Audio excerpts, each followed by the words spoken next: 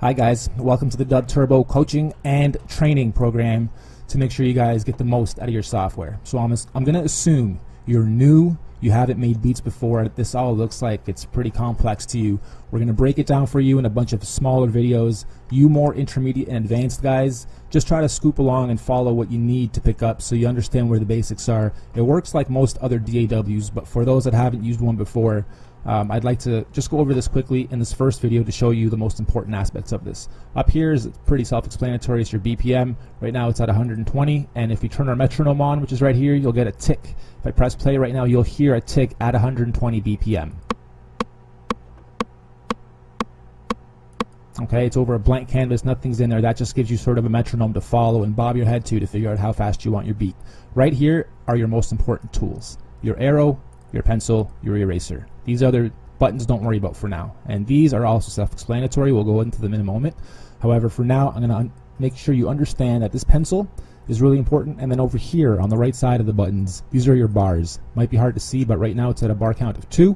And that's what we'll work with to start so you understand how to work all this. First thing I want you to do, click on your pencil tool, and on a drum track, which is numbers 1 through 4, which are changeable, but don't change them. Don't change nothing here yet. Just simply drag or grab your pencil tool and drag 2 bars by clicking, holding, and dragging your left mouse button. Just click, hold, and drag all the way through. You now have 2 bars to play with on a drum track. And what I want you to understand is, on a drum track, once you lay something, click on the bars you just created. If you click edit, you will get our drum editor or our sampling sequencer or our little MPC lookalike, whatever you want to call it. It's very intuitive, but I want you to understand that it's pretty simple. From here to here is 10 layers of sounds. Those sounds are right here.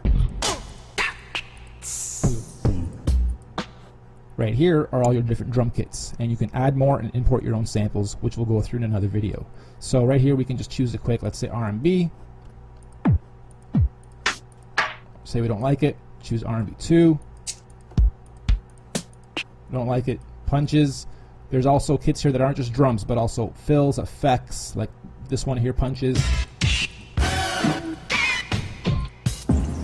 Okay, so a bunch of wicked samples that have all been customized just for DubTurbo. Nothing here has been scooped or taken from Google or anything. We made all these in-house, altered them, affected them, stereo imaged them, so all the drums are wicked. It'll be easy for you guys to build the beats and make them sound really professional right from the start because you're working with wicked samples. So here, what we'll do is same thing.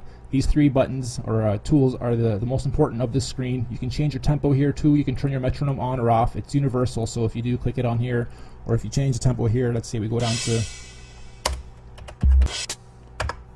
What you heard there was me pressing the keyboard and it triggered our sounds. So I'll point that out right now. 1 through 10 on your keyboard that you type on, okay, is...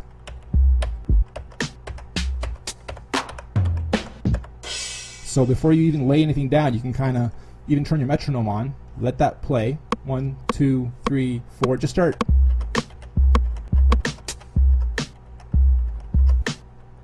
Once you figure out what you kind of want your beat to sound like, you can draw them in, or you can press record, play, and then record them with the keys on your keyboard. Just loop it once, let it go through once. 1, 2, 3, 4, 1, 2, 3, and here we go.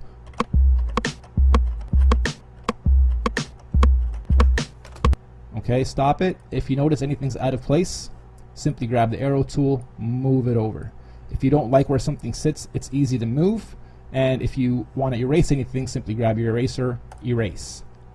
Pencil tool, draw back in. Okay, down here, say we want the hi-hats, right there's the label. Add a hi-hat every 8.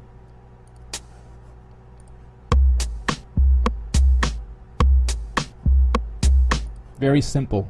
Turn the metronome back off and... Okay, now what we'll do is change up this drum kit live. Say we want to see how this pattern sounds just with a different kit. Kind of sounds weird. Change that again. Sick. Nice and deep and dirty. Drum and bass. Okay, let's go back to Dirty South. This one sounded nice. We'll close this up. We'll do the same thing on layer 2. Okay, draw your pencil, draw in 2 bars by clicking, holding, and dragging. Let go. Click back on your arrow tool. Click on the bars. click edit. One thing I haven't shown you yet is this P. Before you even click edit, you can click P and it'll pull up this same kit source from here in a separate panel. So let's close that, and this is what you'll get. So you can draw in your bars, click on it, then click P, click whatever you want in advance, and you already have your kit here. You can also change kits here. Okay, let's try with this one. So again, we'll do this on the keyboard. 1, 2, 3, 4, 5, 6, 7, and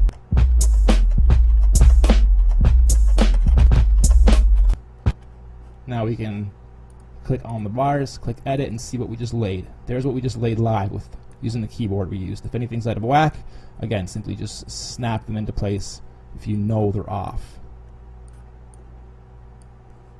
And now we have 2 layers of drums going over each other, which is really nice in DubTurbo, and you can change the volume of each here. So these 16 layers are all these 16 layers. Important to understand.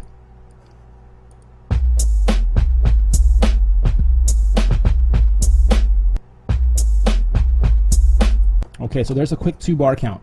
Lastly, I'm just going to quickly show you this. Change here by holding, selecting, say we put this to 4. Actually, let's make it 8. Right now we have 2 bars. Right, so these are 2 bars. We can simply, holding down the shift on your keyboard that you type on, hold down shift, click, hold, and drag, click, hold, and drag, click, hold, and drag. So if something isn't looping for you properly right off the hop on those first 2 bars or first 1 bar even, simply extend it. Other ways that you can get it to loop properly if there's a little bit of a gap is change this by 1 tempo piece, and that seems to sometimes make the loop snap into place properly. So here we have that same beat altered and duplicated 4 times, and we'll alter one next.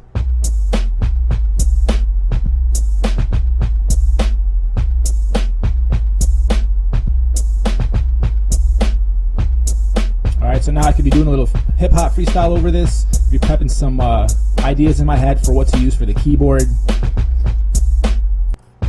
Okay, so now what we'll do is, let's grab one of these guys on layer 1, click edit, and here we can now erase some of this stuff, and I'm only affecting the 2 bars I selected, not affecting everything. So here we can, on the last,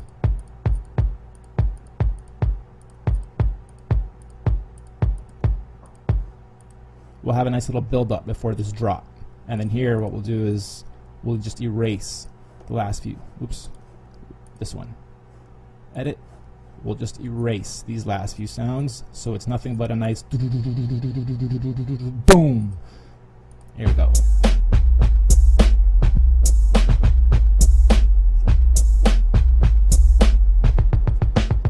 Yeah, I've always been charismatic and tall, jaded, dramatic and bald. Double-list manage them also, I'll choose proof. Rather spit balls about how I'm gathering arsenal, and after your call explodes, I'll drive through on cruise.